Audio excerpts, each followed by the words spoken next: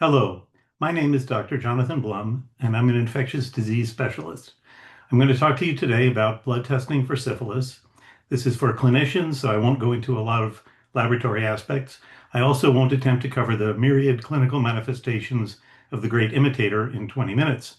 Um, and I'll refer you to the CDC treatment guidelines for treatment issues. I have no conflicts of interest to declare, no sponsors. I'm not trying to sell you a miracle cure or a peptide. The information presented here is not a substitute for your clinical training and must be used in combination with that training. So we'll start with a case. If you're not an OB, don't tune out because there are lots of non-pregnant people in a similar situation. She presents for prenatal care. She has no active medical problems now. She's a teacher. Her husband is a businessman with frequent international travel. Her exam is unremarkable. The ACOG recommends that all pregnant women now get screened 3 times during pregnancy for syphilis. So you dutifully order the test. You order a T-pallidum, IgG, and IgM. The lab reports it as positive. The next day, the lab reports that the RPR is non-reactive and the TPPA is positive. What are these tests? Why did the lab report 3 results when you only ordered 1 test? What do the tests mean? And what do you do next? And the rest of the talk will be devoted to answering those questions and, more importantly, empowering you to answer those questions for this or for any future patient with any combination of results on syphilis blood testing. My most important slide doesn't mention the tests. It's that the serology can only be interpreted in light of the clinical situation. So if you were to ask me what her serology means without telling me anything about her, I would say, I don't know. So what things do you want to know? Well, first of all, of course, before you order the test, you probably ought to know why you're doing it. And in some cases, it's because the patient asked, but I'm sure the patient asked for a reason. Then you want to know about sexual exposures. So this is actually a complicated topic because people tend to want to tell you what they think you want to hear. This is perfectly normal human behavior, but it can make it difficult for patients to tell you the entire truth. For example, if you imagine the patient had 4 anonymous sexual partners last week, they might not want to tell you that because they fear that it will adversely affect your opinion of them.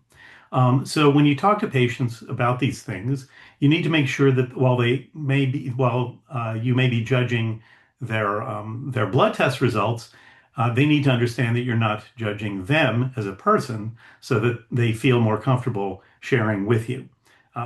They may not share everything, but you can influence that. Signs and symptoms of syphilis disease, of course, are relevant. If there's a chancre suggestive of early disease, or a rash suggesting secondary infection, and so on, those are relevant to your interpretation. Prior diagnosis of syphilis is very important because that will change the results of the tests, and we'll go over how that works in a little bit. Prior treatment is also important to know what you're going to do.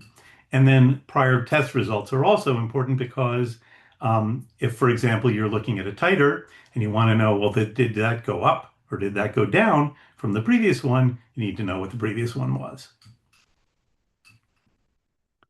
What are the serologies? Well, there are 2 kinds. The non-treponemal tests are measuring antibodies directed against lipid antigens, and those were discovered when Teddy Roosevelt was the president.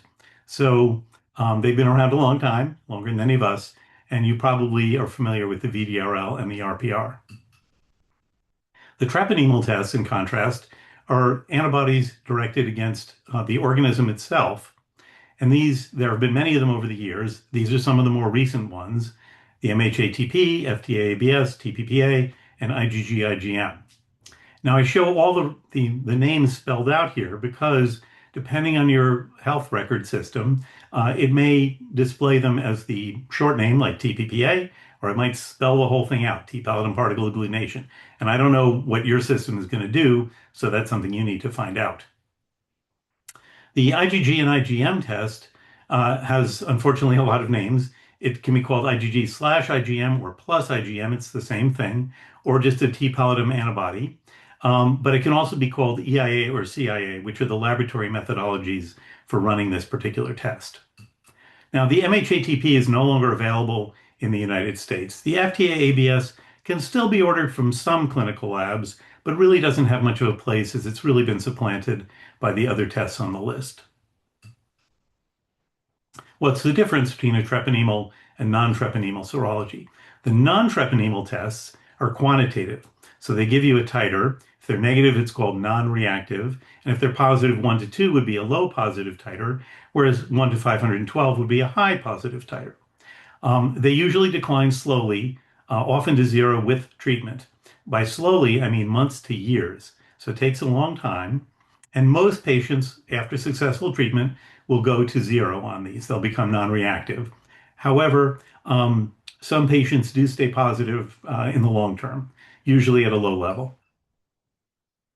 The treponemal tests, in contrast, are not quantitative. The lab basically reports to you that it's either there or not, and they typically remain positive for life. So once someone has had syphilis, these are always positive. And there are some commercially available point of care or home syphilis tests, which are treponemal. So if a patient who's had syphilis is worried they might have gotten it again, and they run this test, it's going to be positive no matter whether they got it again or not. So it's not useful in that scenario. Until about 15 years ago, most labs ran the tests in this manner. They started with an RPR, a non-treponemal test. If it was negative, it was no serologic evidence of syphilis. You notice I didn't say no syphilis because the RPR is not highly sensitive in primary syphilis. It's also not highly sensitive in late syphilis. The RPR can just kind of fizzle out over time. And in rare cases, there can be, if there's a very high titer, there's something called a prozone effect where you get a false negative, and your lab should have a way of dealing with that. If the RPR was positive, then the lab reflexively ran a treponemal test. And if that treponemal test was positive, then that was a diagnosis of syphilis because now both tests are positive. So going down the left side of the figure. If, on the other hand, the treponemal test was negative, we once again call that no serologic evidence of syphilis because it's probably a false positive RPR. The RPR, in addition to false negatives, the RPR is subject to false positives from a variety of conditions, including autoimmune diseases, other infections, old age, injected drug use. You can look up the whole list online, but those do occur. Now, around 15 years ago, depending on your lab, a lot of labs switched to the reverse sequence algorithm. There's nothing backwards about the algorithm. It's just done in the opposite order from the traditional algorithm. It starts with a T pallidum antibody, that's that IgG and IgM test. And if that's negative, that's no syphilis or incubating syphilis. Like all serologic tests, this doesn't turn positive the minute the patient becomes infected. So if a patient comes in early enough, they could have a false negative treponema pallidum antibody. Just something you need to be aware of, and another example of why the history is important. If the T pallidum antibody is positive, then the lab reflexively does an RPR. You don't have to order it, they will do it automatically. And if that's positive, we call that syphilis again. And that's going down that left side, 2 positives in a row, that's syphilis, and it's your job to determine what kind of syphilis you're dealing with. It's simply done in the reverse order from the old algorithm. However, if the RPR is negative, that's a discordant result where the RPR and T pallidum antibody don't agree. And then the lab runs a second different treponemal test as a tiebreaker, typically a TPPA. If the TPPA is positive, we call that syphilis with a negative RPR. I already told you there are a bunch of reasons for negative RPRs, and so that's a realistic scenario. But if the TPPA is negative, we call that no syphilis or incubating syphilis. So it's really the same as the previous situation up here of a negative antibody, except now you've got this positive antibody and everything else is negative, and that is most commonly due to a false positive antibody test. However, it can be seen again in incubating syphilis. The patients whose results fall into the yellow box are people we didn't used to know about, because in the old algorithm, the RPR was done first, and if that was negative, the lab stopped, didn't do any more tests, and so we didn't get this result before. I think overall this is an improvement because this algorithm allows us to identify the patients with false negative RPRs. So we do pick up some cases that we would have missed in the past, but it does introduce new combinations of results that you have to understand, and we'll go through all those possibilities. So here's how we interpret the tests. You'll notice I have a chart here with 4 boxes. You may be thinking, well, there are 3 tests with binary results. That's 8 possible combinations, right? That's true, but the lab will only run the tests you need. It won't run every possible combination. So it'll do the correct tests for you.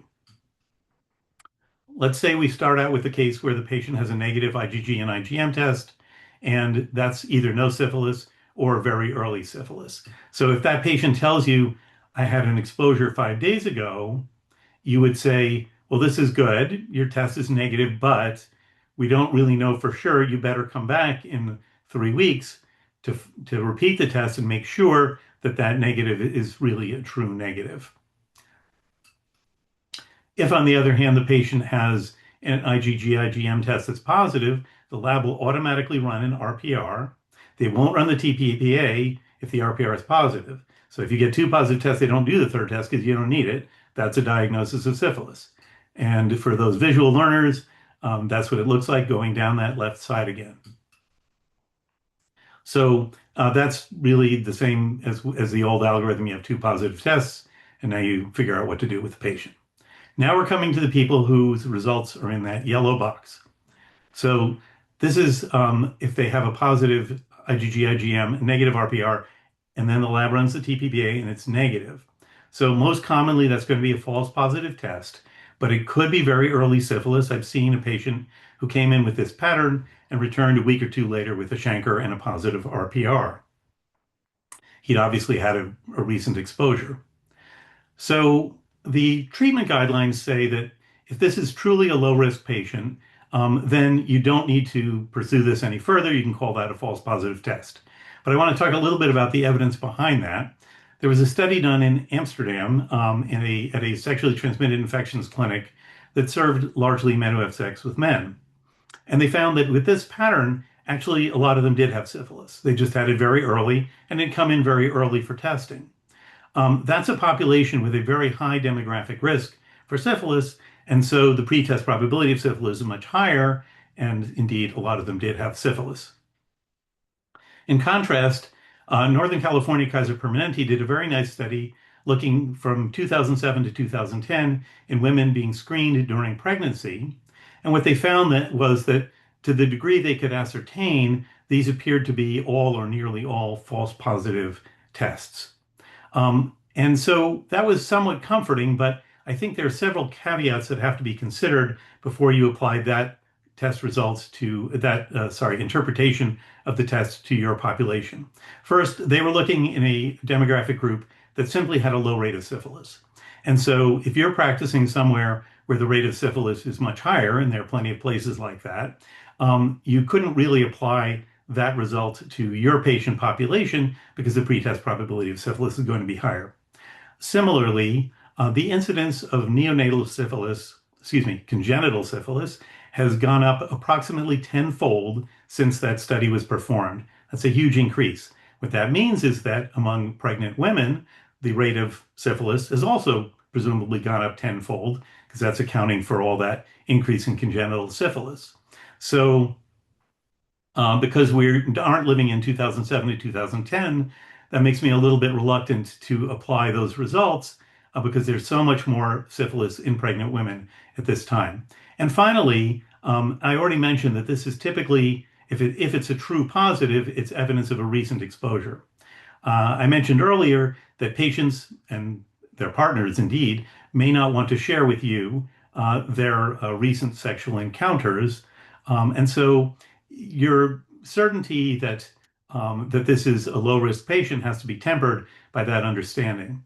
So in my view, this test pattern is something that generally should be repeated because if it stays like this or it turns negative, then it was a false positive test. But 3 weeks later, if one of these other tests turns positive, then it's syphilis. And so you don't want to miss that.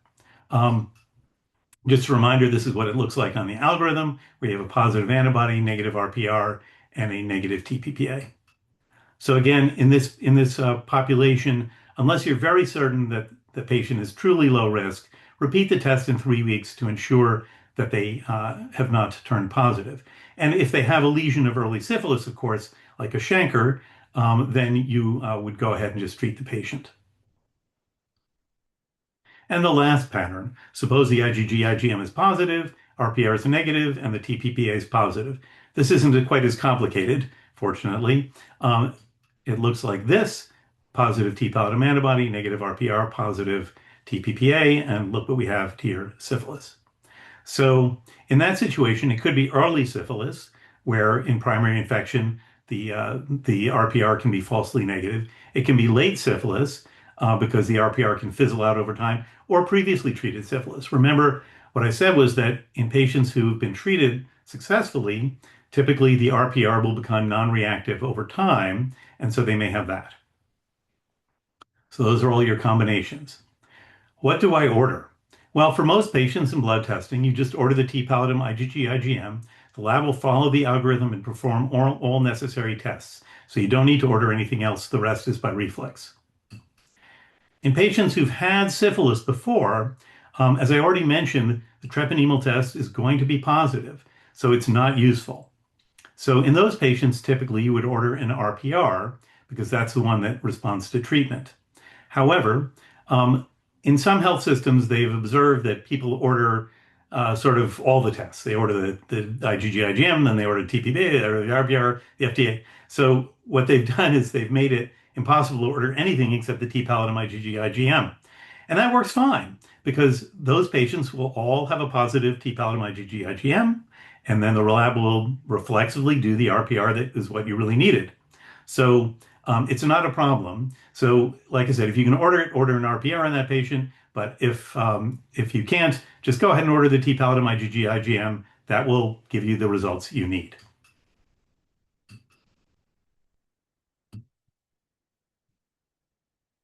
So for CSF testing, you want to order a VDRL, and don't forget you need to order also a cell count and a protein. I'm not going to go into the details of neurosyphilis testing, but those are the things you want to get. So back to our patient. Her positive IgG-IgM, and TPPA are consistent with early syphilis, late syphilis, or previously treated syphilis. Previous treatment might have been intentional, or it could have been accidental or incidental through the use of antibiotics for some other infection. So suppose, for example, she had a respiratory infection, someone gave her a course of amoxicillin or doxycycline, might have cured her syphilis. However, you never want to count on that because, as I already said, the RPR can fizzle out to negative over time, and without the patient having been successfully treated, that doesn't mean they're better. So you never want to count on that sort of incidental treatment with other antibiotics as being adequate treatment. And in that situation, if you can't verify the patient's had adequate treatment, you would retreat them or treat them. Now, what do you do next? You obtain further history, never a bad idea, and do a physical exam. And you're going to get more details of her sexual history and if there's any history of STD. And then you're also going to evaluate her sexual partner, ideally, and that all will determine the treatment. The conversation with the patient may be straightforward. She says, "Doctor, I had syphilis when I was 20, but I'm so embarrassed about it, I didn't tell you before." This happens, and so that would be good news, because if she says, "Yes, and they gave me the intramuscular penicillin at my public health clinic," then you know they got the right stuff, and you're all set. On the other hand, if the patient says, "Doctor, I have no other sexual contacts besides my husband, and I've never had an STD. What's going on here on those international trips?" I can tell you that in some cultures, international business travelers are commonly offered the services of commercial sex workers. And so that could have happened, but we don't know that he gave it to her. Could be that she got it from somebody else. So hopefully she'll be able to have an honest conversation with you and help you determine that. In general, these tests are not directional. So they don't tell you who got what and gave it to which, or who got which and gave it to what, when, because they're positive or they're negative and they don't tell you. there are some rare situations. Suppose if you had her retested in a week and the RPR turned positive, then you know she's got an early infection, but it still doesn't tell you who she got it from. So, patients would like to know which started and which gave to whom, and you can't really tell them. Finally, I want to go over some references. Those are in the links below, and the CDC STD guidelines are very good. They're user-friendly and tell you what to do. One change since then is that there's been an intermittent shortage of benzathine penicillin for the past at least 10 years. And right now in 2006, it's very bad. And so most patients are getting doxycycline simply because there isn't enough penicillin to go around. And the penicillin is being reserved for pregnant women who are for whom it's the only recommended treatment. Hopefully that situation will get better by the time you see this video, but who knows? The STD Clinical Consultation Network is a wonderful resource. If you have challenging STD cases, including syphilis or others, you can essentially submit the case to them and they will give you helpful advice from the experts. The next two links are reviews of the tests for those of you who want to get into a little bit more of the details. The Quest Diagnostics support page is a very good resource. It has figures and so on that explain what these tests mean, and you can always come back to my chart if you want as a reference, but if not, the Quest Diagnostics support page is really good. And finally, I want to mention Dr. Khalil Ghanem. He's a infectious disease professor at Johns Hopkins with a particular interest in sexually transmitted diseases. And he's just a fabulous educator. And I have learned a great deal about syphilis myself from him over the years. And so I hope that you will take advantage of his wonderful lecture, which covers many more topics about syphilis than I was able to do in this time. And it's just a great resource. And last, I'd like to thank you for listening. Hope you learned something. And if you have a positive comment, please feel free to leave it or a thumbs up. It won't affect my finances, so don't worry about it. But thanks again for listening.